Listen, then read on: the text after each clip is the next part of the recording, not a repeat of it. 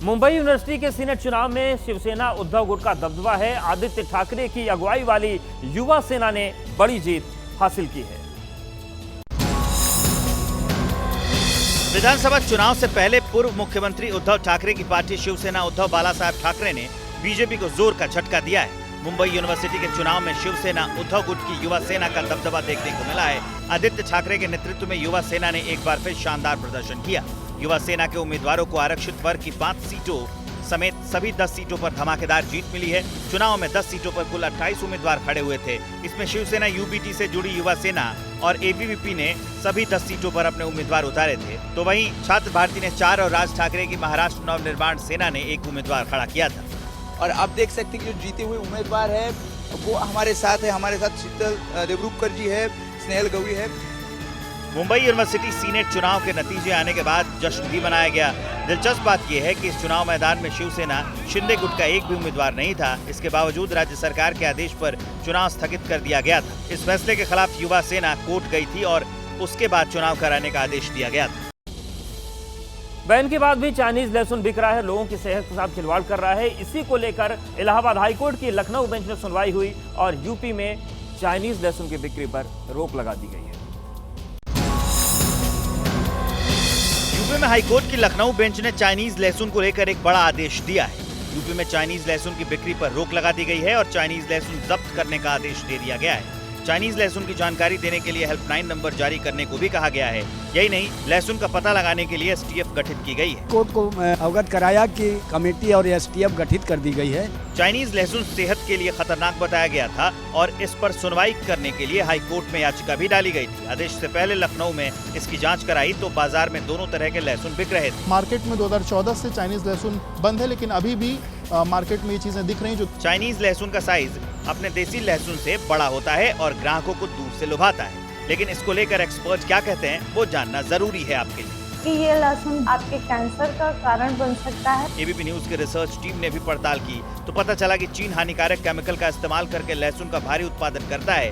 भारत दुनिया में लहसुन का दूसरा सबसे बड़ा उत्पादक है, लेकिन चीन नंबर 1 पर है। बिहार कैडर के आईएएस अधिकारी संजीव हंस मुश्किलों में घिरते हुए नजर आ रहे हैं क्योंकि विशेष निगरानी इकाई ने उन पर गंभीर आरोप लगाए हैं।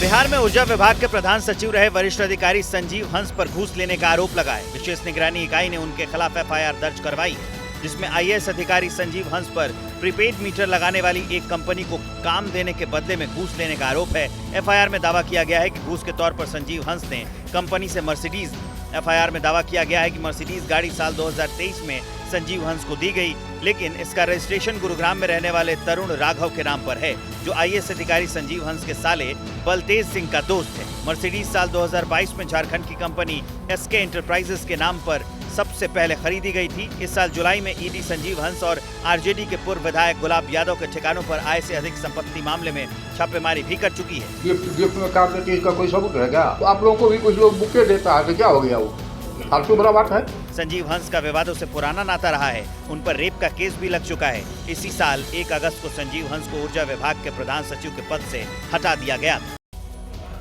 दिल्ली में सुरक्षा व्यवस्था को लेकर एक बार फिर से सवाल खड़े हो गए क्योंकि राजधानी दिल्ली एक बार फिर से गोलियों की तड़तड़ाहट से गूंज उठी। हालांकि गनीमत यह रही कि फायरिंग की जद में कोई नहीं आया। दिल्ली के नारायणा इलाके में सनसनीखेज वारदात हुई। इलाके में एक कार शोरूम पर ताबड़तोड़ गोलियां चलाई गई। हालांकि फायरिंग में कोई घायल नहीं हुआ। बताया गया कि शाम करीब 7:30 बजे शूटर शोरूम में दाखिल होते हैं और ताबड़तोड़ फायरिंग करने लगते हैं। फायरिंग करने के बाद शूटर मौके से फरार हो जाते हैं। हमलावरों के जाने के बाद शोरूम के मालिक ने इसकी सूचना पुलिस को दी। सूचना मिलने के बाद पुलिस मौके पर पहुंची और जांच पड़ताल में जुट गई। शूटर एक पर्ची भी शोरूम में फेंक कर गए थे जिसमें सिंस 2020 लिखा हुआ है। ये कार स्ट्रीट मिनी एक जो शोरूम है, इस पर कुछ लोगों ने शोरूम के अंदर घुसकर और कुछ एक राउंड फायर किए गए हैं। तो सूचना मिलने के बाद पे यहाँ पे जो लोकल थाने का स्टाफ है उसके साथ साथ ऑपरेशन टीम यहाँ पर पहुँचे और अभी क्राइम टीम को भी बुलवा लिया गया है। 10+ राउंड्स फायर हुए हैं। थैंकफुली कोई भी हताहत नहीं है इसमें। उनको ट्रेस करने के लिए और उनकी पहचान करने के लिए टीम्स का गठन कर दिया गया है। सीसीटीवी कैमरों से शूटर्स की पहचान की जा रही है। इससे पहले भी इसी कार शोरूम के मालिक को धमकी मिली थी, जिसको लेकर दिल्ली पुलिस ने एफआईआर दर्ज की थी। राजस्थान के ब्यावर जिले में 2 टीचर्स पर एक्शन हुआ है। दोनों पर स्कूल में ही नमाज पढ़ने का आरोप है। एक टीचर को सस्पेंड किया गया है, जबकि दूसरे पर कार्रवाई के लिए डायरेक्टर एजुकेशन को रिपोर्ट भेजी गई है। मामला है ब्यावर जिले के एक सरकारी स्कूल का, जहां स्कूल में ही नमाज पढ़ने के आरोप में 2 टीचरों पर कार्रवाई की गई है।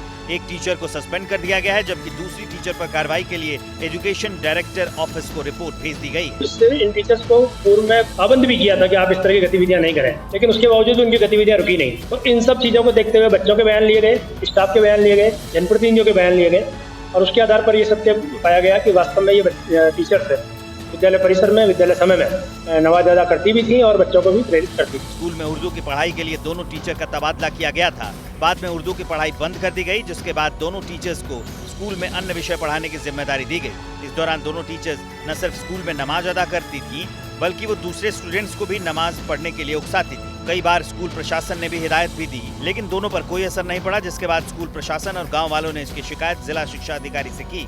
शिक्षा अधिकारी ने जांच के लिए एक कमेटी बनाई और जांच में आरोप सच पाए जाने के बाद कार्रवाई हुई। यूपी के बरेली में उस वक्त तनाव फैल गया जब एक पक्ष के लोग कथित रूप से अवैध रूप से बन रही मस्जिद के निर्माण को रोकने पहुंच गए। दूसरे पक्ष की तरफ से पत्थरबाजी हुई, दोनों तरफ से पत्थर चले और हालात को संभालने के लिए पुलिस फोर्स तैनात करनी पड़ी।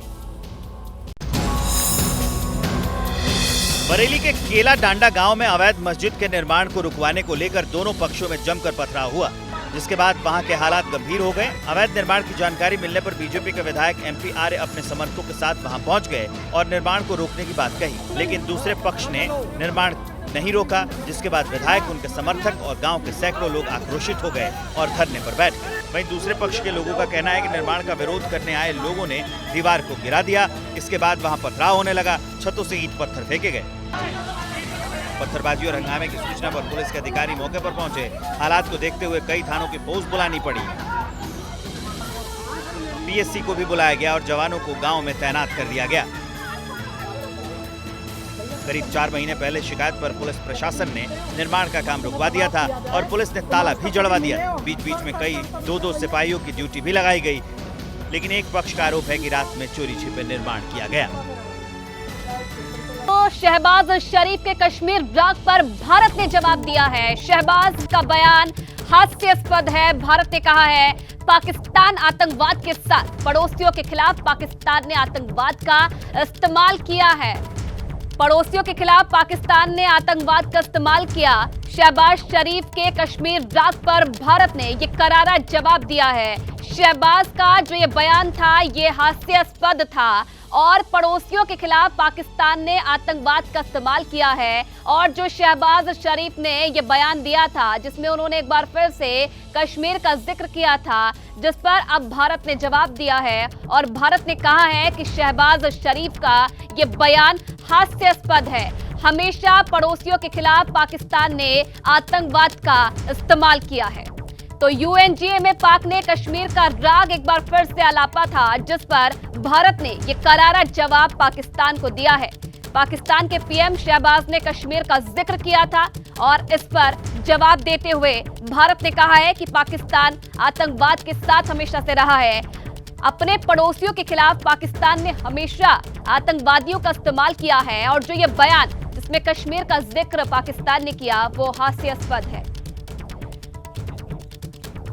और आशीष इस खबर पर मेरे सहयोगी हमारे साथ जुड़ गए हैं। आशीष, जिस तरीके से हमने देखा था कल UNGA में पाकिस्तान का राग एक बार फिर से अलापा गया था शहबाज शरीफ की तरफ से, अब भारत की तरफ से ये करारा जवाब दिया गया है पाकिस्तान को।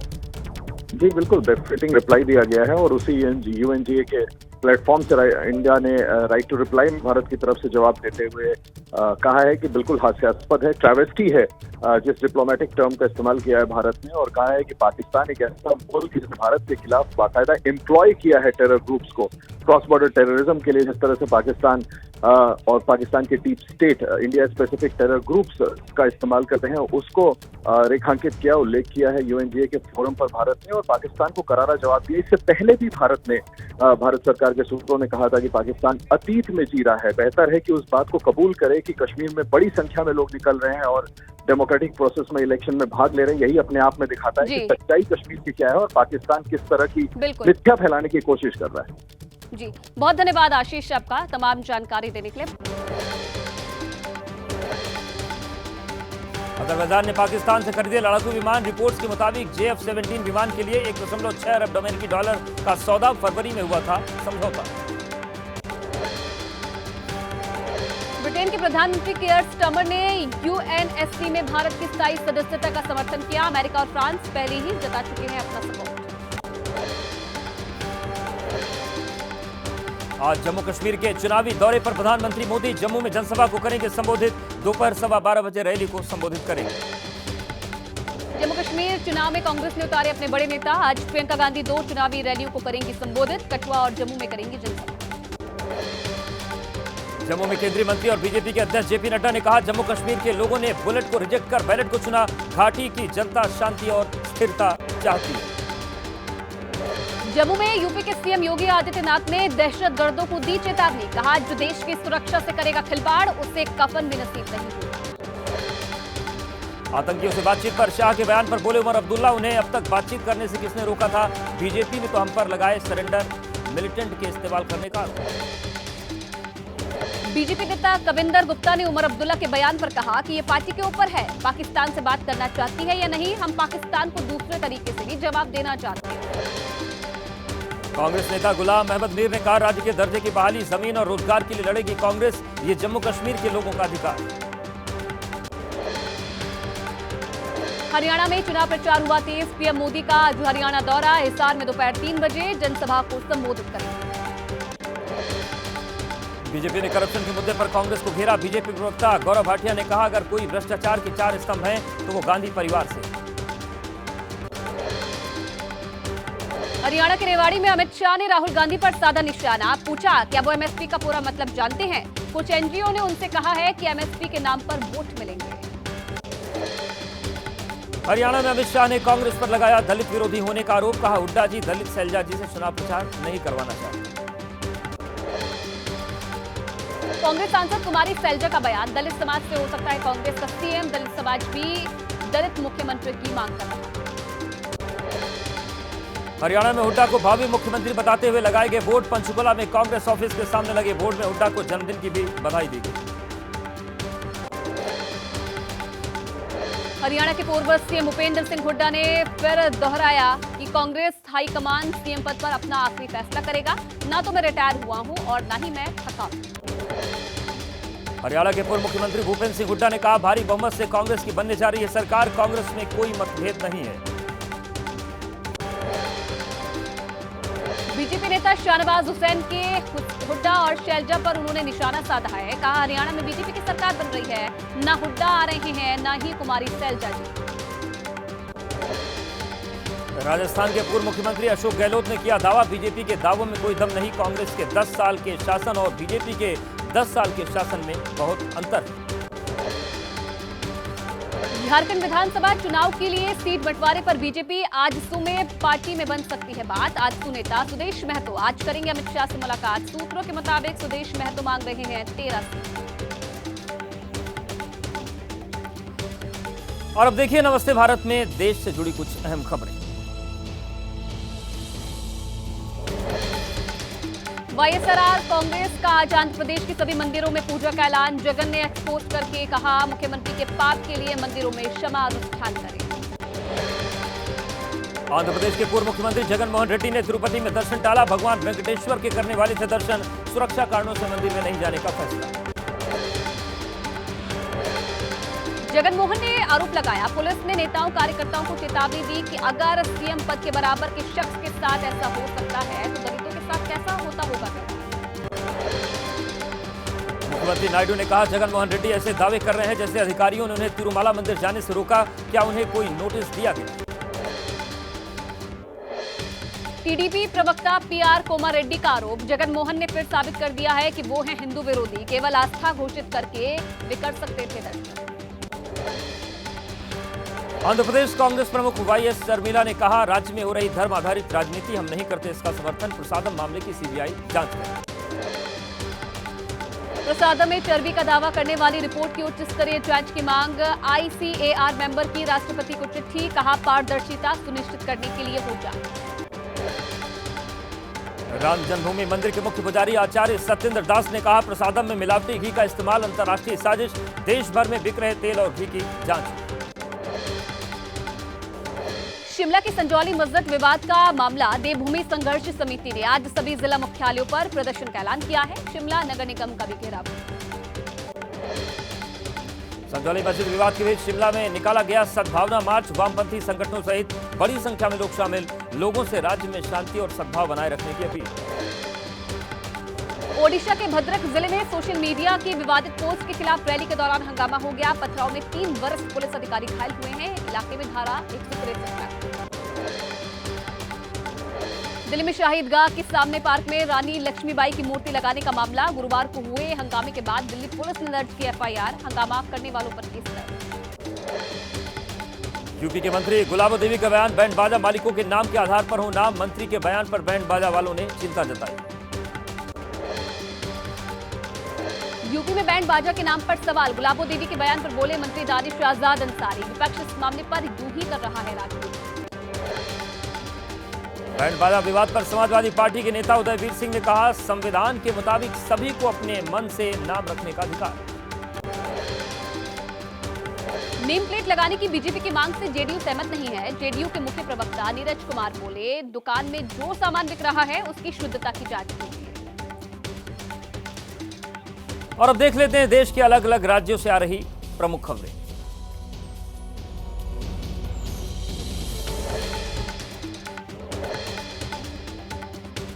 मुंबई यूनिवर्सिटी सीनेट चुनाव में शिवसेना यूबीटी का क्लीन स्वीप। पार्टी के छात्र संगठन युवा सेना ने एबीवीपी को दी शिकस्त। सभी 10 सीट पर किया कब्जा।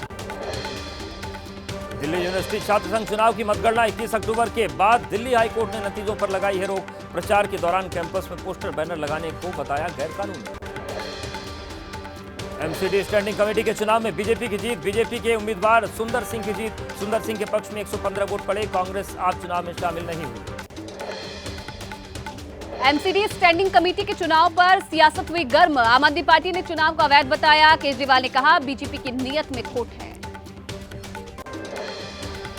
अरविंद केजरीवाल ने लगाया आरोप, बीजेपी ने जनता को किया परेशान। मुझे जेल भेजने की रची साजिश। दिल्ली के काम रुकवाए। दिल्ली विधानसभा में बोले मनीष सिसोदिया, कानून का राज है इसलिए यहां है। बीजेपी ने ईडी को शोषण का जरिया बनाया। महाराष्ट्र में एनसीपी शरद गुट के नेता जितेंद्र अहवाड़ की पत्नी रीता अहवाड़ ने आतंकी ओसामा बिन लादेन से की अब्दुल कलाम की तुलना। कहा, लादेन पैदाशी आतंकी नहीं था, उसे समाज ने बनाया। बयान पर विवाद बढ़ने के बाद रीता अहवाड़ की सफाई। कहा, लोगों को पढ़ने की आदत डालने की दी थी सलाह। अब्दुल कलाम और लादेन पर लिखी किताब पढ़ने की कही थी बात। मुंबई में डिप्टी सीएम देवेंद्र फडणवीस के दफ्तर के बाहर महिला ने किया हंगामा। बिना पास लिए सचिव द्वार से मंत्रालय में घुसी। डिप्टी सीएम ऑफिस के बाहर तोड़फोड़। ऑफिस के बाहर हंगामा पर बोले महाराष्ट्र के डिप्टी सीएम देवेंद्र फडणवीस। घटना के बाद में उन्हें दी गई सूचना। महिला की परेशानी के बारे में जानकारी ली। पंजाब में पंचायत चुनाव से पहले पंजाब बीजेपी के अध्यक्ष सुनील जाखड़ नाराज। सदस्यता अभियान की मीटिंग में नहीं हुए शामिल। सूत्रों का दावा, पद छोड़ना चाहते हैं जाखड़।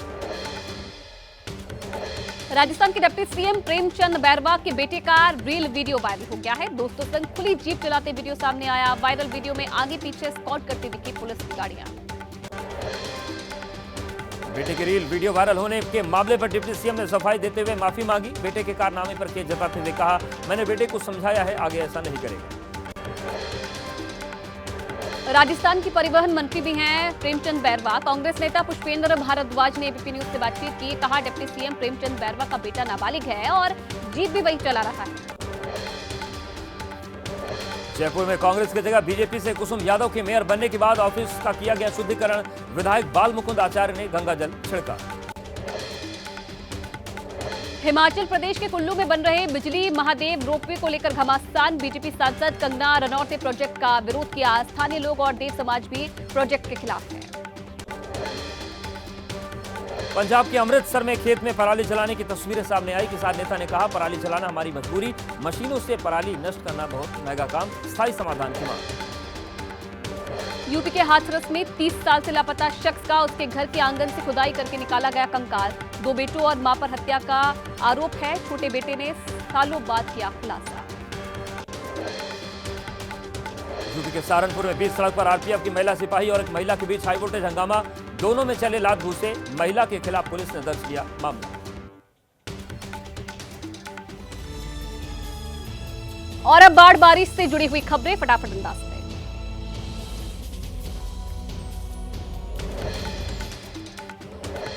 तेज बारिश की वजह से उज्जैन के महाकालेश्वर मंदिर के सामने की गिरी दीवार हादसे में 2 लोगों की मौत, कई लोग जख्मी हुए। उज्जैन में दीवार गिरने से हादसा, 2 लोग इंदौर रेफर किए गए हैं। डीएम नीरज कुमार ने कहा पानी के अधिक बहाव के कारण दीवार गिरी। उज्जैन में हुए हादसे पर मध्य प्रदेश के सीएम मोहन यादव ने जताया दुख, मृतकों के परिवार को 4-4 लाख और घायलों को 50-50 हजार रुपए की मदद देने का किया ऐलान। उज्जैन में दीवार गिरने से हादसा हो गया। कांग्रेस नेता कुणाल चौधरी ने कहा कभी सप्तऋषि की मूर्तियां खंडित हो जाती है, कभी दीवार ढह जाती है, किसकी जवाबदेही? उज्जैन में भारी बारिश की वजह से बिगड़े हालात, रुक रुक कर हो रही बारिश से सड़कों पर जलभराव, लोगों को आवाजाही करने में भारी दिक्कतों का सामना करना पड़ रहा है। उज्जैन में देर शाम से शुरू हुई बारिश से बाढ़ जैसे हालात, पुराने शहर की कई बस्तियों में भरा पानी, महाकालेश्वर मंदिर के आसपास की सड़कें डूबी। यूपी के गोंडा जिले में बारिश से बिगड़े हालात, धान और गन्ना की फसलों को पहुंचा भारी नुकसान, जिलाधिकारी ने 1 से 8वीं तक के स्कूल आज बंद करने के आदेश दिए। बिहार के सुपौल में स्वास्थ्य विभाग की खुली पोल, त्रिवेणीगंज में बने अस्पताल की छत से टपकने लगा बारिश का पानी। 3 साल पहले 14 करोड़ की लागत से बनाया गया था अस्पताल।